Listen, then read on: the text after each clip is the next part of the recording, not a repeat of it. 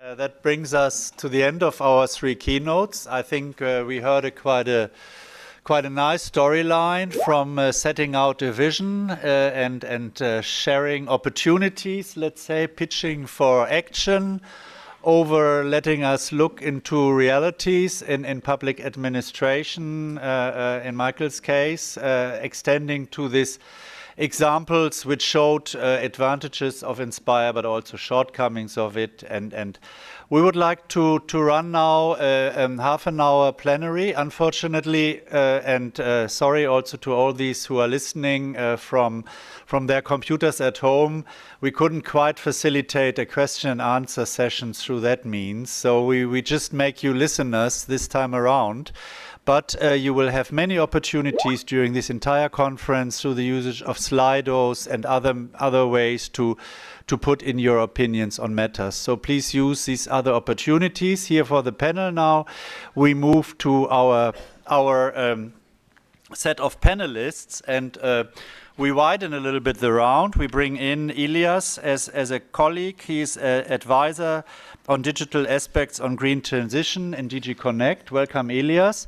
We also bring in Tomaž Petek. I learned from the presentation that he's actually also a member of the project, so that's why he speaks now in this capacity, but also as the outgoing chair of UNGGIM Europe. So that work was also mentioned in another session, and regarding the EGIF, it was also mentioned here.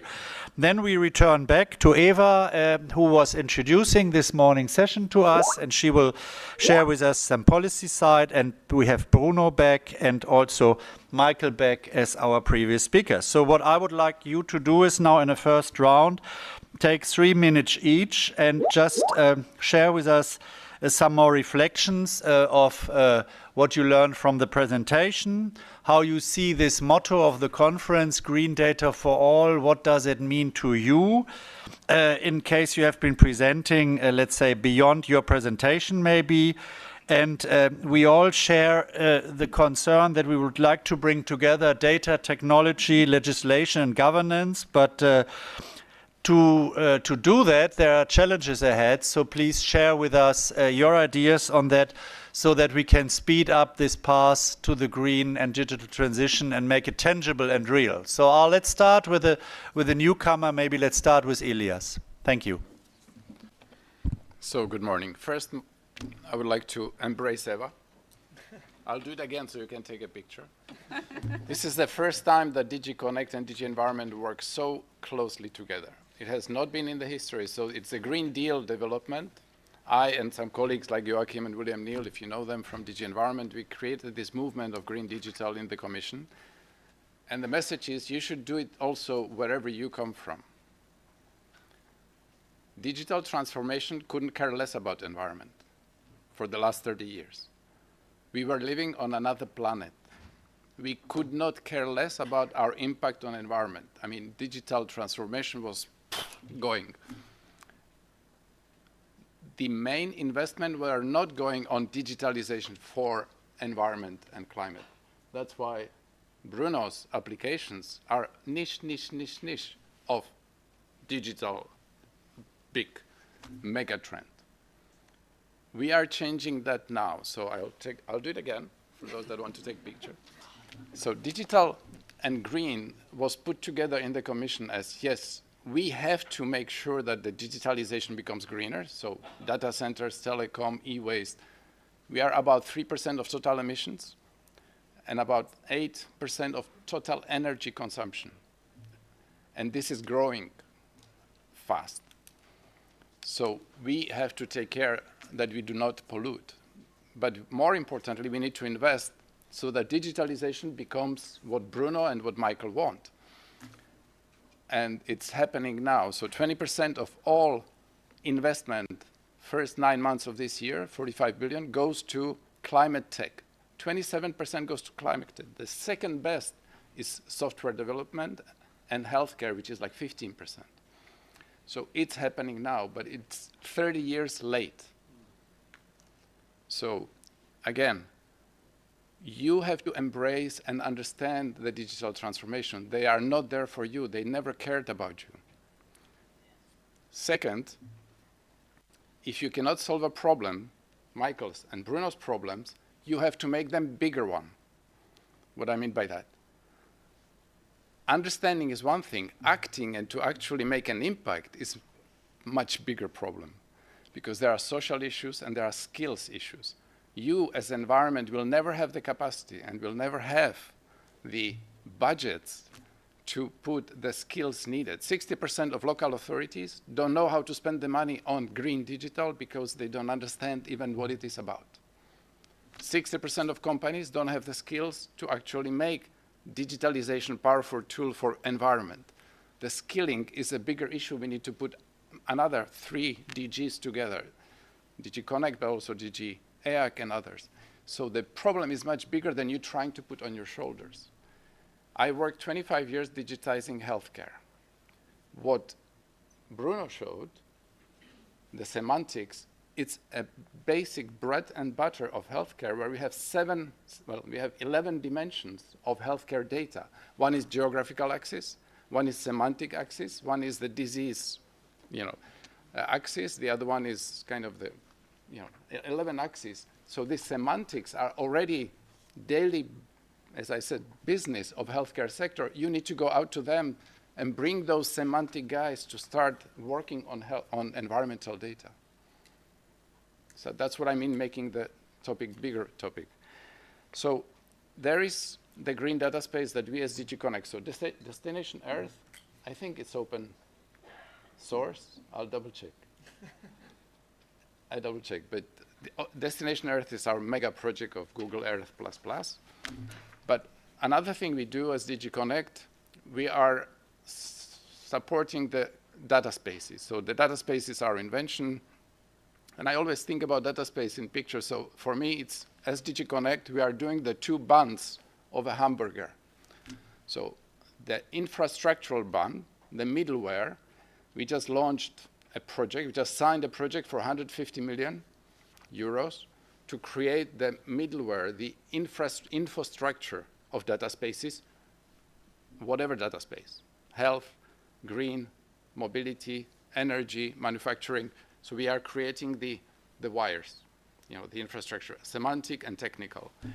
The upper bun is the governance. So we issued Digital Governance Act and Data Governance Act and Data Act to understand who can use it, how, under which condition people can share. So we can make all these Slovenian databases and NASA database and the Google database part of a space where under given condition, and when I authenticate who I am, can actually play with it as if it was all in my computer and browse and work and make whatever I can do as a company, as a researcher, as a public officer.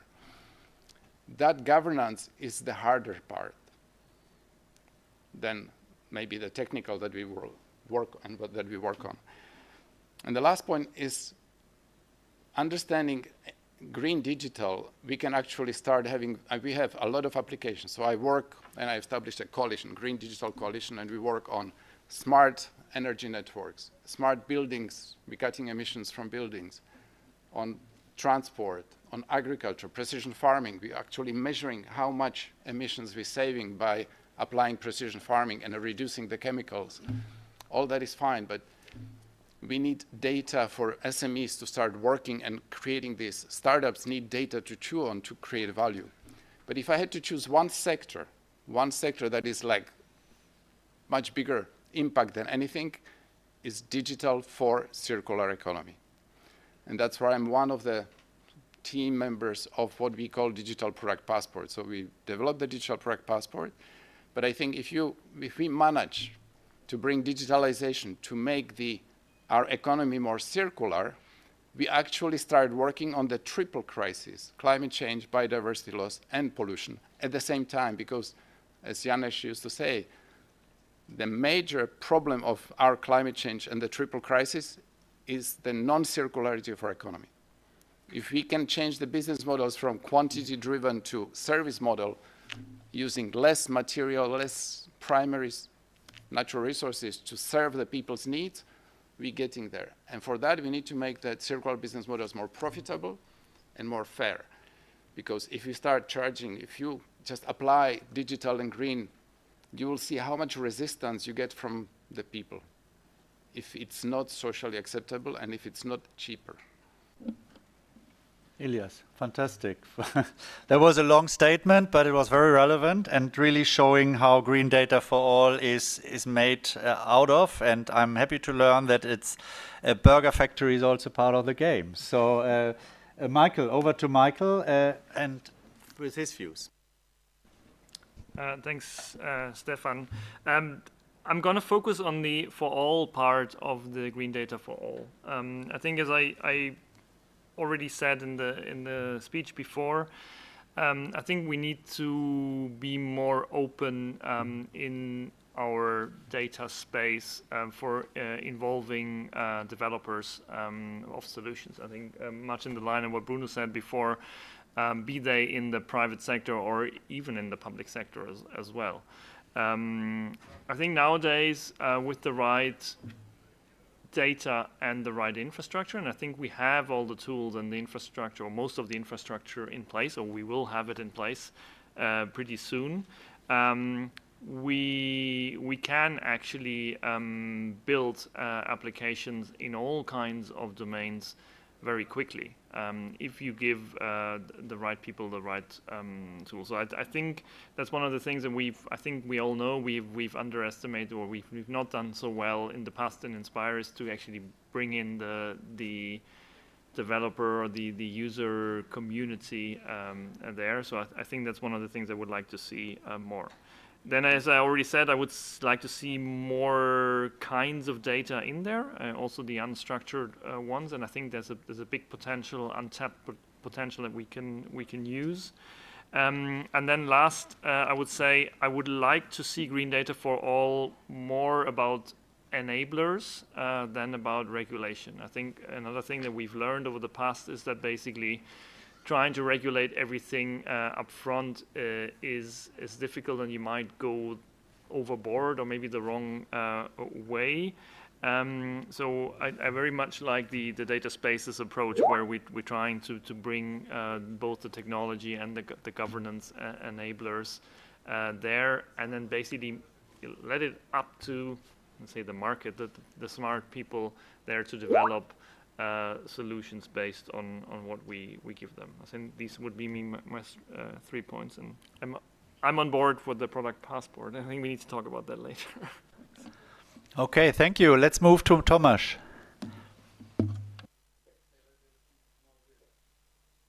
Okay, thank you, Stefan.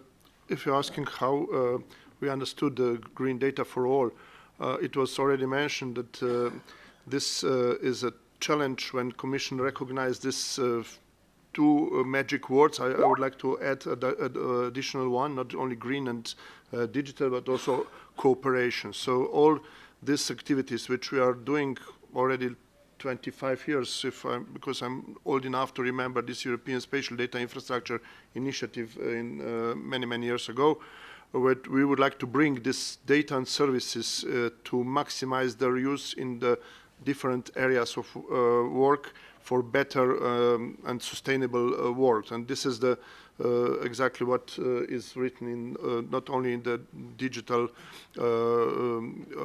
agenda, but also in the European data strategy. And the Green Data for All initiative is, from my point of view, a process which is try to bring this data and services for all those purposes in a wider community. But even after this year, always is some but. So from those reasons, I would like to add this cooperation or coordination, which is sometimes missing in those combination where, as it was mentioned, two DGs not very often sitting together and cooperate as it was in this initiative. And also something similar we have learned within the national level when we implement this project, which was recently presented. So from perspective of better and more efficient use of data, but not only geospatial data, entire data is in this modern and technological advanced world is our common challenge, and from those reasons I mentioned this cooperation, not only between public sector but also with academia, especially with the private sector, which was also mentioned today. So from this reason I believe that we still have some challenges in front of us, even if we settle many activities already from now. Thank you for stressing the cooperation aspect, Tomaž. I pass on to Bruno. Thank you. I've spoken the most, so I will try to be the most brief.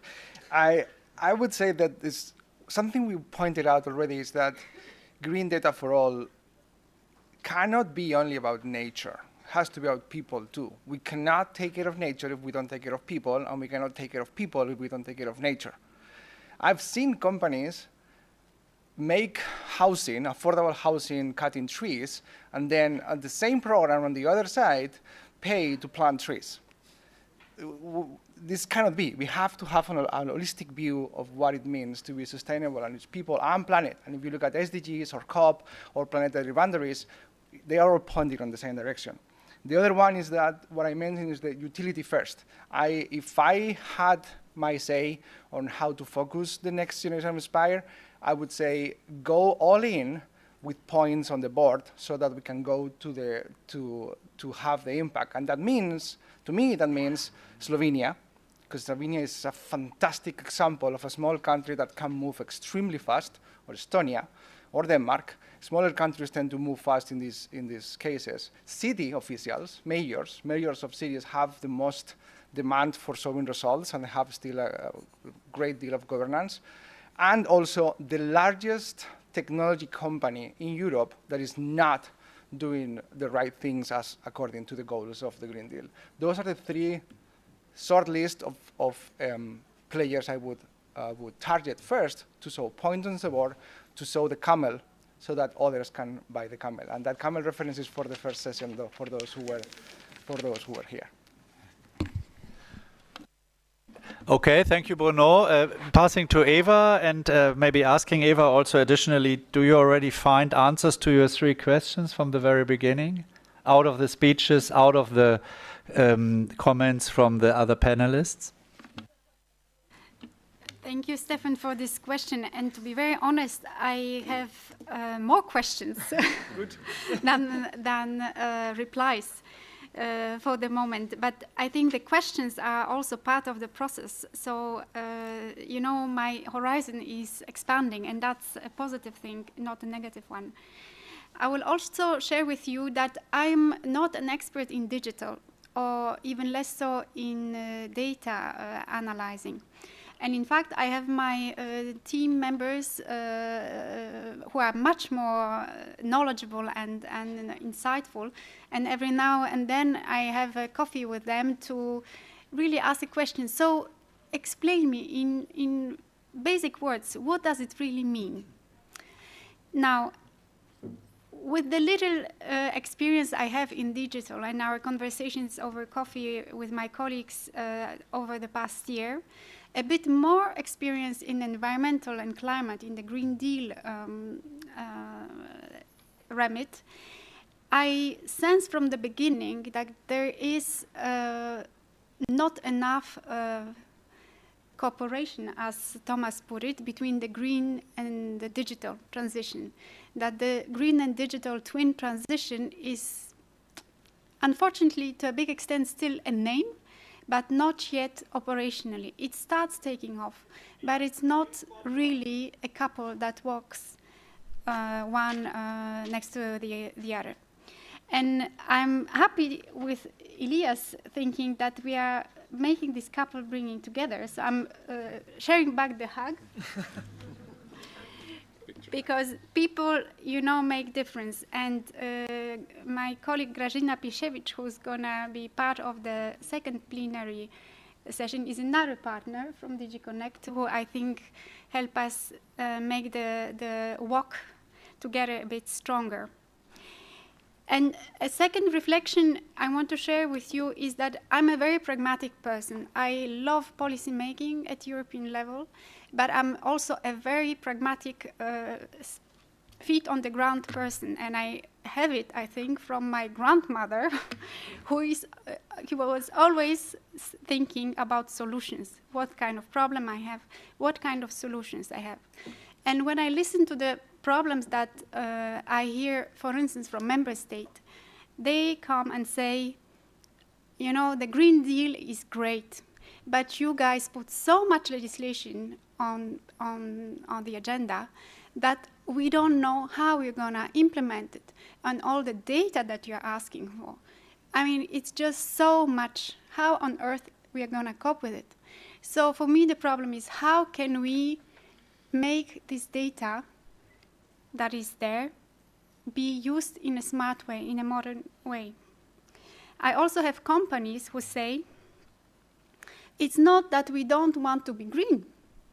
We actually want to be green, but we don't know how to do it, because the CEOs are not necessarily trained in green transition, and they, by the way, not always have the data to understand what it means to be green. And you know, you need to help us to explain what do you mean nature positive business, because we don't know. And another problem I tell you is the green data for all element, and how do we make it accessible but avoid fake news? So these are the three problems I come today to this meeting.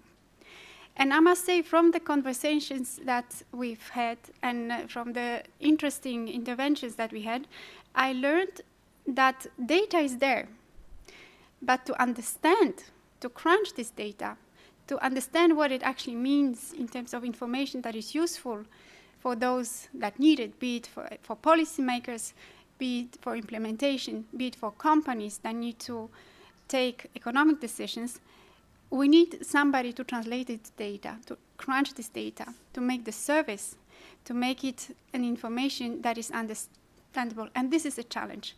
So how do we reverse this triangle that Bruno showed on his slide, from the abundance of data into few utilities? How we make the utility the basis of the triangle, and we build on the data mine that we are producing. I've also learned that we are actually producing a lot of interesting data in Europe, and that others are finding this data interesting, and they are better at using it. So how can we work with those who know how to use it, be it in Europe or elsewhere, you know? The ultimate goal is our future on this planet, and it's bigger than just Europe. So how can we create these alliances, this cooperation that can actually bring us one step beyond the green data, just walking next to each other without talking? And my third point would be that actually there are solutions at member states, and Michael and Thomas have pointed to very interesting ideas. I took note of the Green Deal data space wish list to Santa Claus. This is really already a start of a conversation that we will have later in the sessions. And Thomas' point that it's about creating cooperation and finding the common problems and solutions for them. And I do agree with somebody commenting that in small member states, these could be the lighthouse that can, you know, show us how to do things better in practice. So thank you very much.